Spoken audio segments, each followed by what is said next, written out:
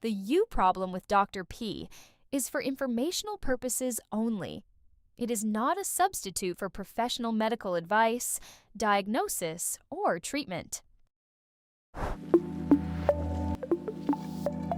Welcome to the You Problem.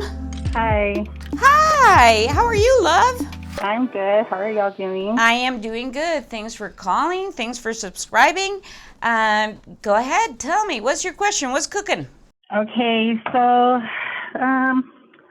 a couple of months ago in October, I had reconnected with a guy that I used to work with. There was always that sexual tension between both of us, Yeah? but he had a girlfriend, and I still am in my relationship.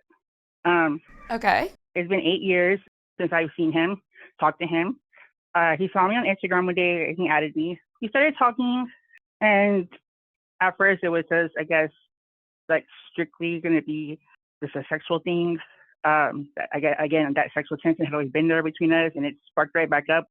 Well, one hookup turned into another, and we were said like it was just friends. Well, before I knew it, like I started getting a little bit like of feelings involved. I mean, he was like messaging me every day, all day. Okay. When I get up in the morning with my kids for school, he would be the first person I thought about. I would message him good morning because I knew he was still at work. Okay, so He you would had an message me affair. too. Yes, basically. Okay. Yes. Okay. So you had an affair, and like most affairs go, we think that we can control something, and then you bite up more than you can chew. And here we are in this situation where you are torn up about guy number 2. Yes, because I knew he was going through a difficult separation with his baby mama. She wasn't letting him see his daughters. So I was just making sure he was okay. Like, hey, are you okay today? Do you need something? Do you need to ride anywhere? You're giving me all kinds of excuses to explain why you had this affair, as if I am shocked about the affair. I'm not shocked about the affair. You had an affair. It happens. What happened? You still From having one an day to the affair? next, no, because from one day to the next, he just stopped. He just stopped messaging me. He stopped replying to me. Am I wrong for like feeling upset that he disappeared? Yes, it was a non-committed relationship to begin with. That's an affair. It's just I know it hurts. it's just not fair to be there for somebody and like make sure they're okay, and Honey, baby, you can't be there for, you just can't to be left like and like not even be friends, like just to tell me, like to act I like I know. never existed, like I I was know. never there for them. And That is the hard lesson about an affair, honey. I am so very sorry. I know you're hurting, and I'm not judging you. I really am not judging you. These things happen. This ain't church. I'm not the one who's supposed to say what's right or wrong or whatever, and I'm sorry that you're in pain, because I know you're really in pain. But was this the ultimate expectation of what was going to happen eventually? Yes, there's no question. You can't be dipping your toes in 2 ponds at the same time and expect it to turn out okay. It's just not going to happen. So I know that you're in pain. I understand that. But, it's just, you're in a relationship. He was in a relationship, is in a relationship, started this relationship, not really, on bad footing.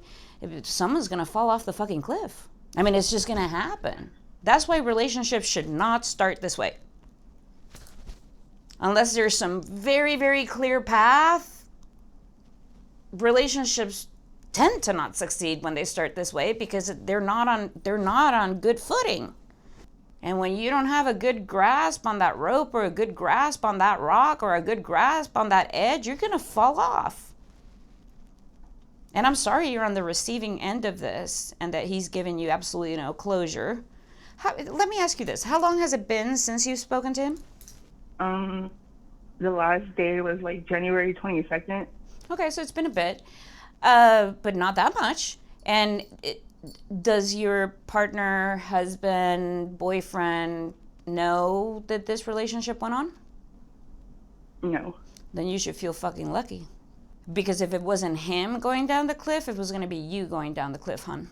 Mm-hmm. So I know that you feel really hurt, but there's a part of me that feels, oh, thank God that he disappeared, because you were in it. And the one who was going to end up losing the most, it was going to be you. Your reputation would have been tarnished. You would have ended up dealing with a lot of issues with your own relationship. You would have ended up having to make big decisions. You would have, like, in some ways, it's like, holy fucking shit, someone threw you a rope. I would hang on to that rope and I would just start climbing out of that rope and go, that was a huge fucking mistake and it ends poorly and it hurts, so I'm not going to do that again. Yeah. I never heard it put that way.